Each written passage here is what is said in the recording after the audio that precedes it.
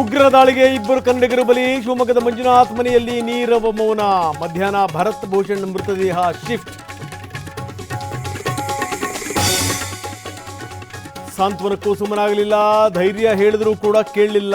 ಲಾಡ್ ಕೈ ಹಿಡಿದು ಬಿಕ್ಕಿ ಬಿಕ್ಕಿ ಅತ್ತ ಮಂಜುನಾಥ್ ಪತ್ನಿ. ಮನ ಕಲಕುವಂತಿದೆ ದೃಶ್ಯ. ಸೌದಿಯಿಂದ ಮೋದಿ ವಾಪಸ್. ಏರ್ಪೋರ್ಟ್ನಲ್ಲಿ ಅಧಿಕಾರಿಗಳ ಜೊತೆ ಮೀಟಿಂಗ್. ಅಮಿತ್ ಶಾಗೆ ಕರೆ ಮಾಡಿ ರಾಹುಲ್ ಭಾವುಕ. ಶ್ರೀನಗರಕ್ಕೆ 27 ಮೃತದೇಹಗಳ ಸ್ಥಳಾಂತರ. ಅಂತಿಮ ನಮನಕ್ಕೆ ಸಕಲ ಸಿದ್ಧತೆ. ರಕ್ತ ಹರಿಸಿದವ್ರನ್ನ ಬಿಡಬೇಡಿ ಅನ್ನೋ ಆಗ್ರಹ. 10 ಜನರ ತಂಡ 3 ದಿನದ ಹಿಂದೆ ಪ್ರವಾಸ. ಹಾವೇರಿ ಮೂಲದ ವಕೀಲ ಸೇಫ್. ಭಾರತ ಪಾಕ್ ಗಡಿಯಲ್ಲಿ ಸುರಕ್ಷಿತ.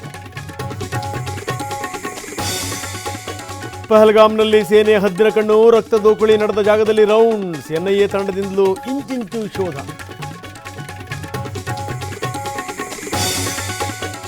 ರಕ್ತ ಪಿಪಾಸುಗಳ ಅಟ್ಟಹಾಸಕ್ಕೆ ಕುದಿತಾ ಇದೆ ದೇಶ. ಉಗ್ರರ ಕಥೆ ಮುಗಿಸಿ ಅನ್ನೋ ಆಗ್ರಹ. ಕರುಳು ಹಿಂಡುವಂತಿದೆ ಮಡಿದವರ ಕಥೆ.